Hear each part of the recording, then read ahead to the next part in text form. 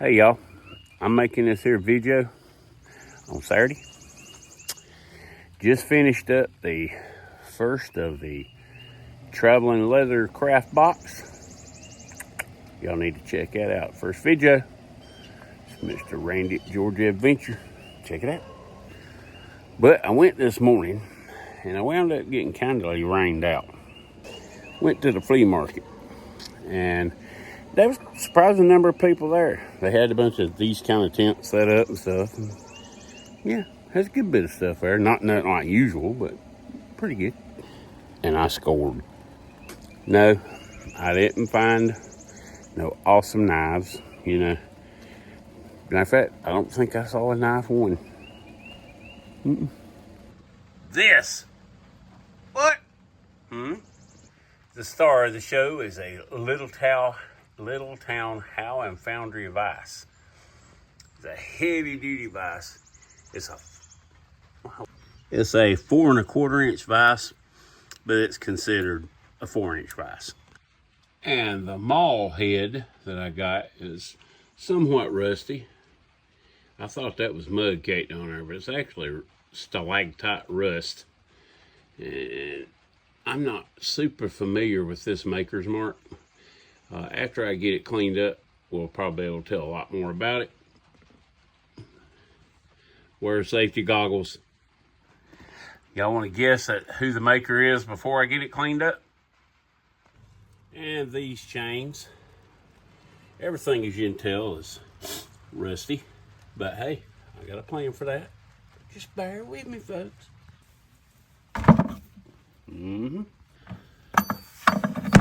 Yep.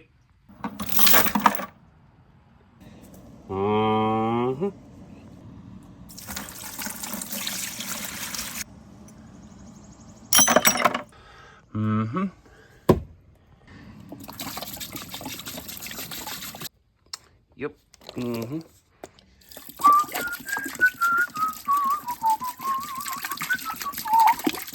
2.5 gallons later. Part of the vise is still sticking up, but hey, I'll do the other end after I flip it over. No big deal. So, Cooper, to keep you from drinking this, them Little Town How and Foundry vices, them things are tough. They're pretty affordable too. You find them on eBay, but they're not as affordable as this one was. If you want a good heavy duty vise in a not too big package, you can buy a big old 6-8 inch vise. Yeah, take up a lot of room, heavy as heck. Or you can buy one that's built like a freight train. That's a smaller vise. Yeah, and those Little Town How and Foundry ones, those things are heavy duty. They heavy duty as your mother-in-law's girl. Now, like I say, I'm recording this on a Saturday, and I'm gonna post it sometime in the coming week because I put a bunch of stuff up over the weekend. And it ain't to get a bunch of stuff, you know, it ain't, if I get subscribers, that's great. I love comments and, all that good stuff. I have fun making YouTube videos. So sometimes I get a little bit carried away with them. About got my vinyl corner set up. But we're going to revisit this thing after it sets 24 hours. See what it looked like. Then maybe we can read the rest of the writing on that maul and stuff. Yep. So it's going to happen just probably about this fast. Yep. Hallelujah. Hallelujah. On the next day. Let's go see what we got going on, shall we? Now the next day, and our stuff's been soaking for about 19 hours. See where we at. Oh, yeah. See how the clear liquid has turned black? I'm kind of glad I didn't have enough to cover the entire vise up, because now we'll get to see a stark contrast. Yeah.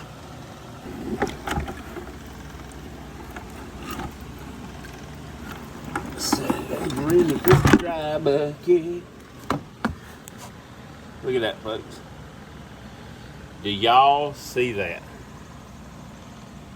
Mm-hmm. Look at the extremely rusty chain. Mm-hmm. Rust gone? Check. Oh, look at that. No rust at all. No scrubbing, just a soaking. I can tell the difference in that vise. I'm going to drop it in there and soak the other end for a little bit.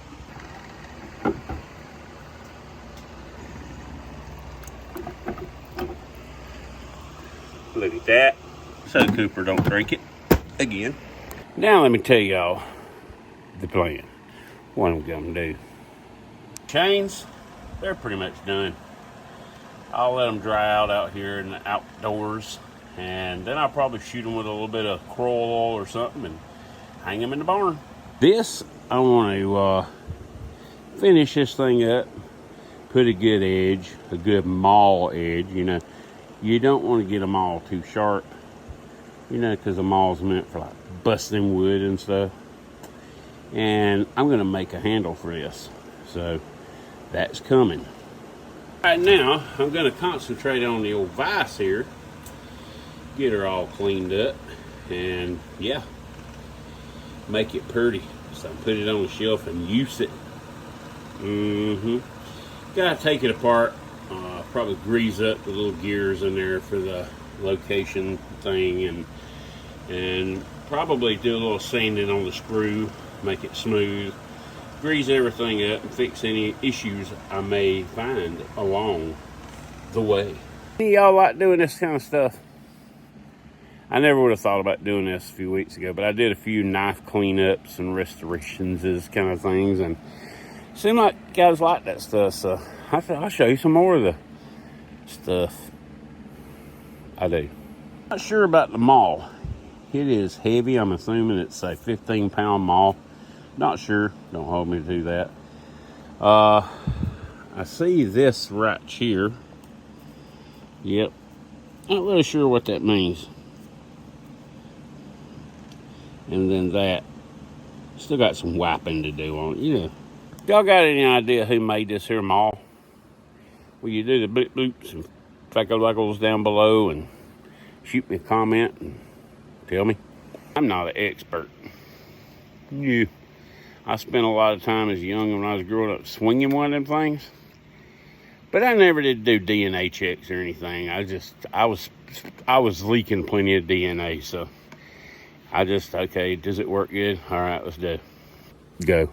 I tell y'all, I'm not a professional at pretty much anything.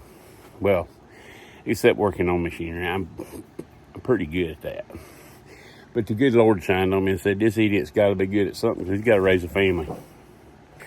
Now, like I said, I'm taking a little diversion while my hickey soaks over here. All right, so like I said earlier, I'm not a professional. I have busted many cords of wood with a splitting axe and a maul. I've cut up kindling with a hatchet. I've gone through the woods with it starts an Easy Rider, so a red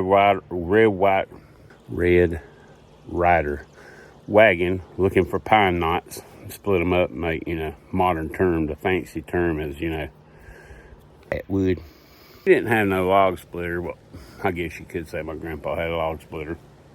So moral of the story, I'll get to the point.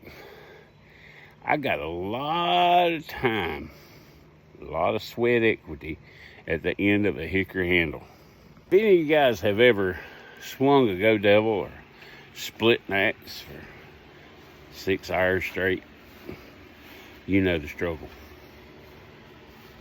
You know how every now and then you'll kind of miss a little bit. That daggum handle will hit what you're aiming at. I'll get yelled at for breaking the handle out of the splitting axe. Just like I don't know anything about this maul. You know, we have presidentials, we've had Collins, we've had all kinds of mauls and axes and stuff. And one thing I can tell you about this maul, it's heavy, it's got a lot of carbon in it, and I think it would be beautiful if you're so inclined to swing it. I'm finding myself these days far less than inclined to swing it. Cornbread, what are you getting at? While this thing's cooking, okay? While the vise is cooking, I want to tell y'all something. This here is my Bugout camping, sleeping, survival, oops, the poop hit the fan bag. And it lives in that box right there. It really slides all the way to the back of the truck, so I tied a string to it. Yeah, so I don't have to climb up in the back of the truck. If you're wondering, that's not trash. That's a bunch of dead man clothes. Another story. Yep. But this is my bug out bag, and I've been told by people, you know, dang, Cornbread, you sure do pack heavy. Hey, Skippy, I do. I'm going to start with everything I need. If the weight becomes an issue, which it hasn't, I've carried this bag many times down mountain roads and stuff. Anyway, if it gets too heavy, I can start chucking stuff out. That's why I'm not the world's biggest believer in beating the snot out of your knife with a stick to make firewood. Brings me to this point. The other night I watched a live with a certain gentleman. I won't mention the name of his channel, but he goes by the Alien Outlaw. Him and his fellers, they know more about axes and hatchets than I'll ever know. They probably forgot more than I'll ever know. But it was the EDC, and this guy from England was talking about his carry and all, and then they got on the subject of axes and whatnot. And this guy presented what tends to be my favorite axe these days. And these guys are like, oh, no. Got my bug out bag for this reason right here. That is my bug out hatchet. Got Collins hatchets, boys axes. I got a bunch of stuff in that barn right over yonder. I decided on this. Had a bug on me. Mr. Alien Outlaw was talking about how they didn't really like Fiskars. But they didn't go into a lot of detail. I think they didn't hurt the guy's feelings that it's talking to. I'm not sure. Ask him. I'm curious to see what y'all's thoughts on these are. And the reason being, you know, I'm not too old to learn. Probably ain't gonna change my mind, but I'd like to learn. Now, this hatchet has been through it. I tested this thing. I beat on this thing. You can tell she's used, but it's no worse for the wear. The handle and everything is so ergonomically great. To me, this is just a fine hatchet. The way this video ties together, as you'll see in that last little clip right there, it's 94 degrees out here the day, Sunday before Memorial Day, and my phone even starts sweating. This ties into what I'm doing with my flea market finds, okay? And the way it ties in is, give you guys a hint, and bam. I wanted to give you guys a hint on the bug out camping bag situation. I've got more videos to do on the giveaway one, and I'm going to be doing a bag dump on this one. Also, what joined the mall head and the vice to this is in my barn over yonder. I have a wooden box with probably 30 or 40 different kind of axe and hatchet heads and all kinds of stuff. I got a few handles. Yeah, and I got a whole bunch of hickory trees. That stuff's also coming. I'm going to diddle into it a little bit here and there and see what y'all think about it. If y'all like it, we're going to roll with it. Now for this. Okay, folks, it's been 6 hours, and the other end of this vise wasn't as bad as the one that I already did. So I just flipped it over and stuck it down in here, and let's see how we've done so far. Ho, ho, ho. Looky there, folks. You remember this rusty thing? The lead screw and everything in here was all seized up. Heck yeah, we cooking with gas, folks. In case you're wondering why I use this metal rescue, it's pretty simple. There are a lot of products on the market that'll pull rust off and do a good job, but I've never found any that can touch this stuff. Plus, you can do this. In fact, the bottle or the jug says that 1 gallon of this will remove from 1 to 1.5 pounds of rust over time. And if you filter it out or strain it out, you just keep pouring it back and using it over and over and over No, well, you get the point. Look at all that doo-doo that screen's catching. If you keep it clean, you can use this stuff for a long time.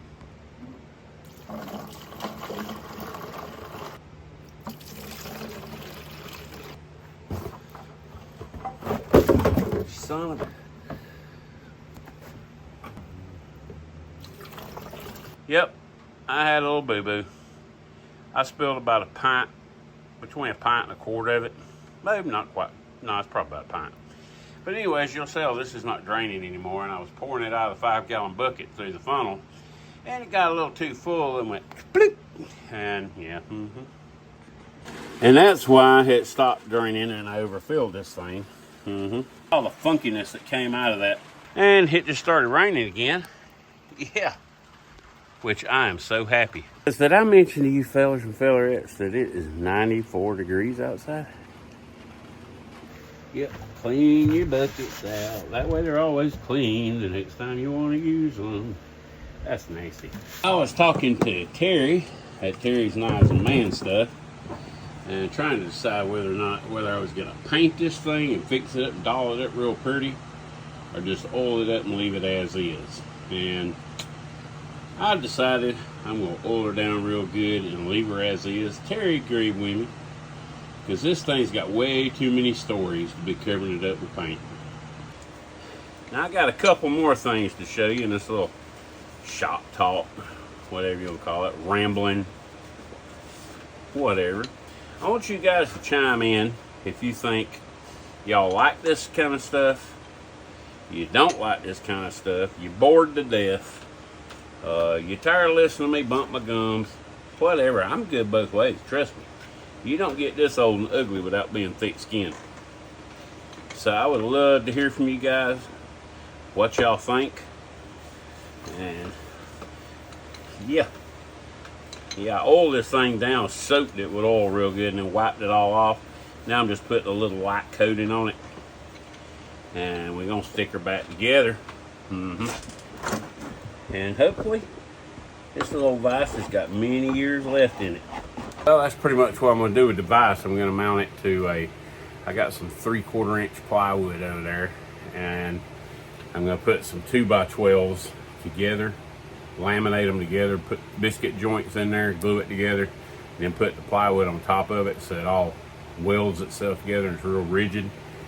And I'm trying to keep everything mounted to the walls in here. This shop is 14 by 41, and I'm trying to keep as much floor space as possible. I don't want a bunch of stuff sitting in the middle of the floor, so everything's mounted to the walls, hanging off the ceiling, and that kind of thing.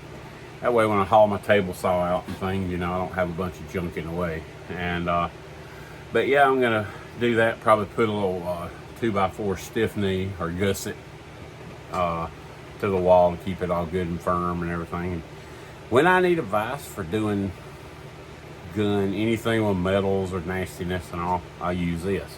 Then if I need, you know, I got my wood vise for when I'm working with wood. And yeah, that's that. But I want to show you all this right here before I let y'all go. This is cool.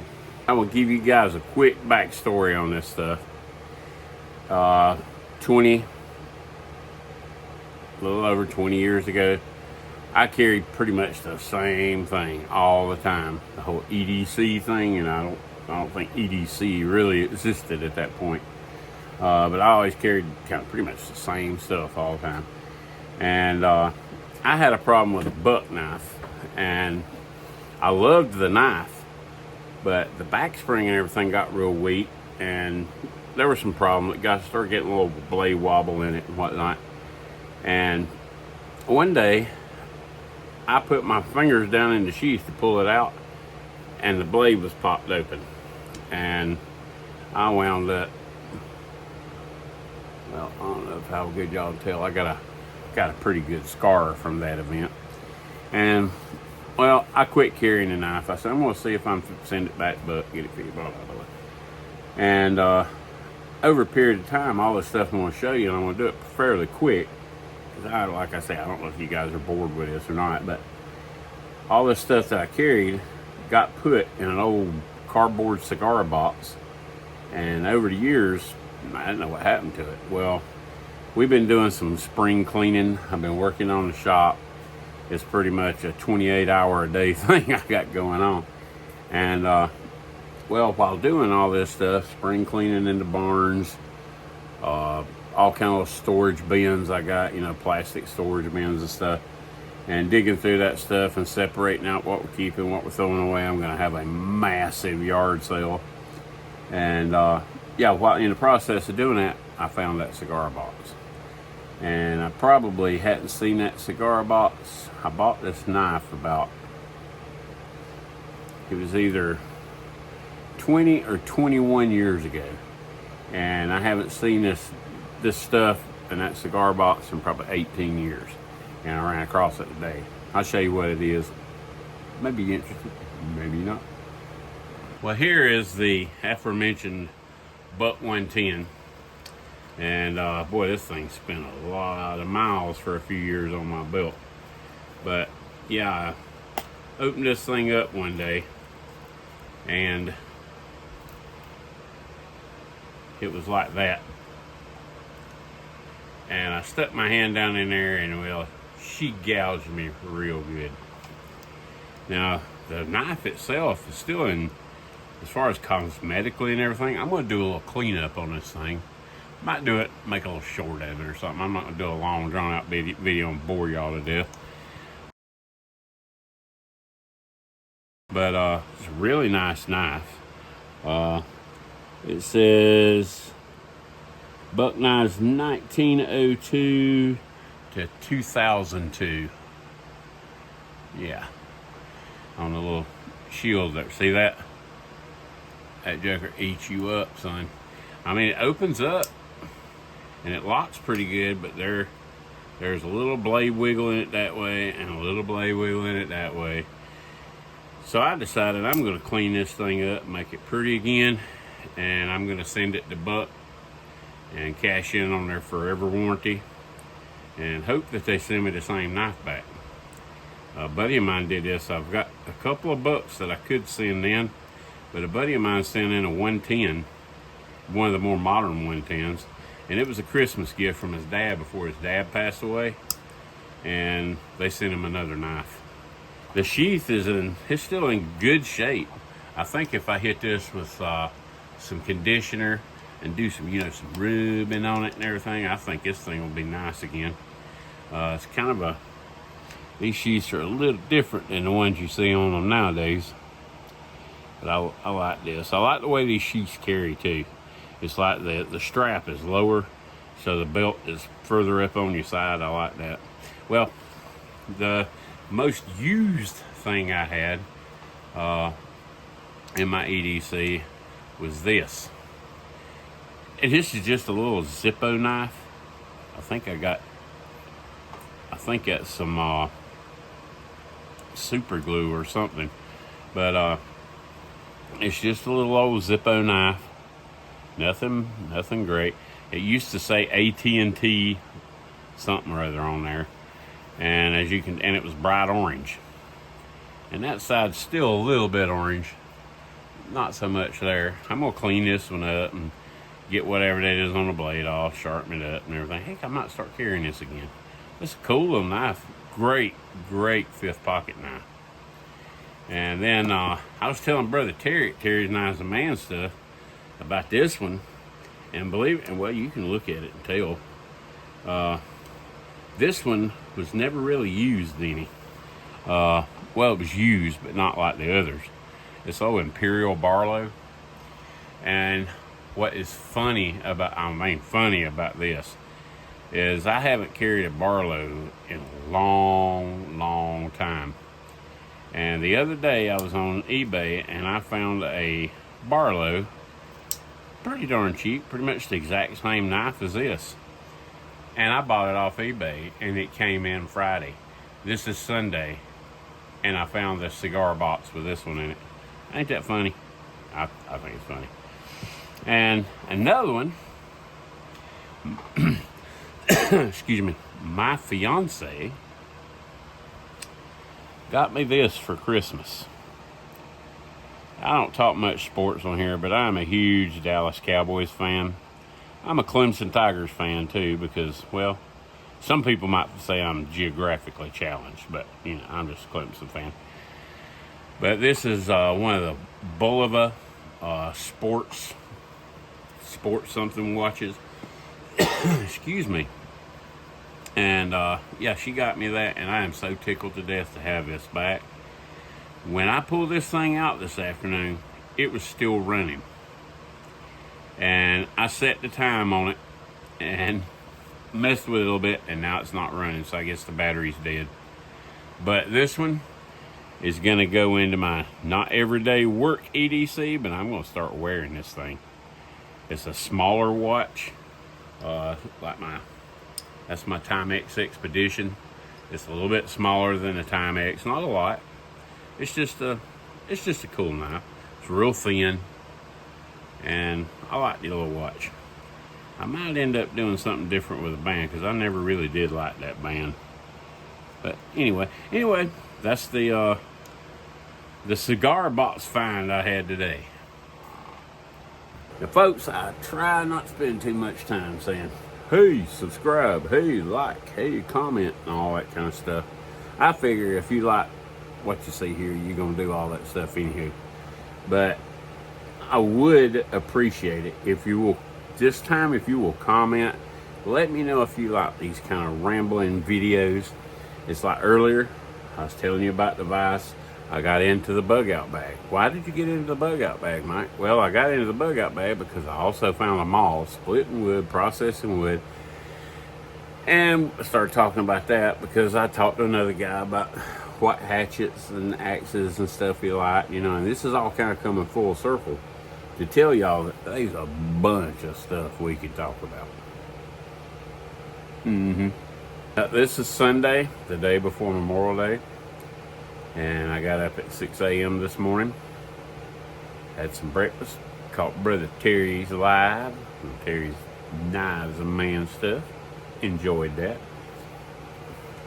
When you change up a little bit, Terry, they need to be a little longer. Then I watched RJ's lives, or RJ's live, and it had Terry on it too, along with Gunslinger Cal and Harold and Tom from Knife Till, all the good guys, you know.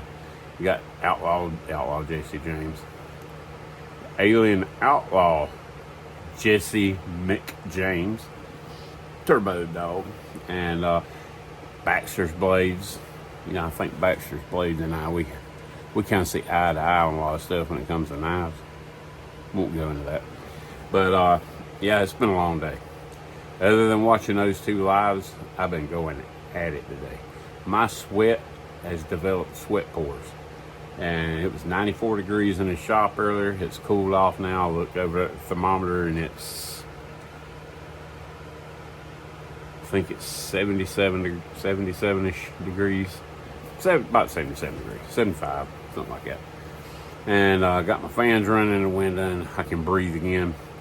But just trying to get everything done, get my shop straightened up. That's been a long, arduous task because I've got so much stuff in here that I have to move stuff that's over here to over there so I can put this shelf up over here and this here and put insulation in the walls and put up I'm using white paneling.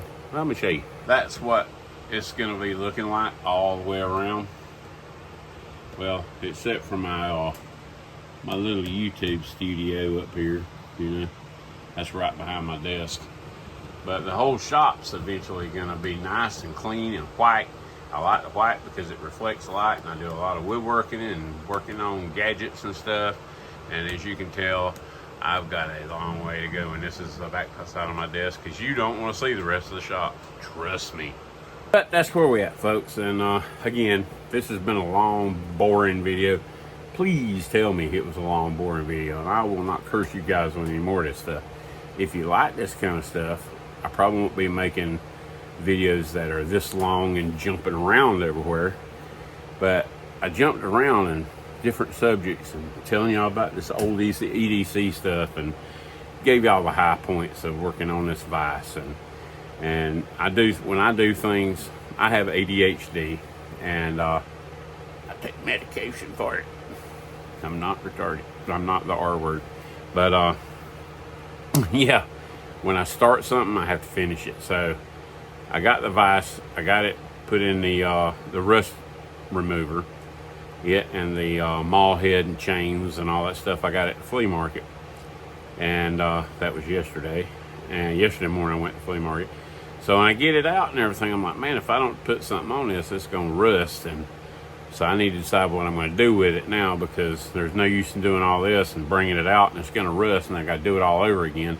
So I decided to go ahead and finish this, and it's where I'm going to leave it. And now I'm going to mount that over here. It's up off the floor. It's out of the way. And I'm going to move to the next thing. That's the way I have to do it. But anyway, I'm going to quit rambling. I know you guys get tired of listening to me. I appreciate y'all watching. If you've stayed here this long, I really appreciate you watching. And again, don't forget to chime into the comments and let me know the kind of stuff you like. I mean, I'll be honest with you, when I'm not in this massive cleaning mode and fixing up the shop and all this stuff, I'm in the woods a lot. I mean, I'm doing all kinds of stuff. And I'm about to start doing some renovation projects in the house. And yay, I really enjoy that stuff. But it's not something I'm going to bore you guys to death with. I'm going to build some wind chimes. And yeah, that's another story for another day. But yeah, let me know what you guys think. And until I get to see you folks again, I hope y'all have a blessed day whenever you watching this. And I mean that. And we love you guys. I very much appreciate y'all. People that leave comments on all my stuff and everything. You know, Brother Terry brought it up in his live again. And we talked on the phone here a while back.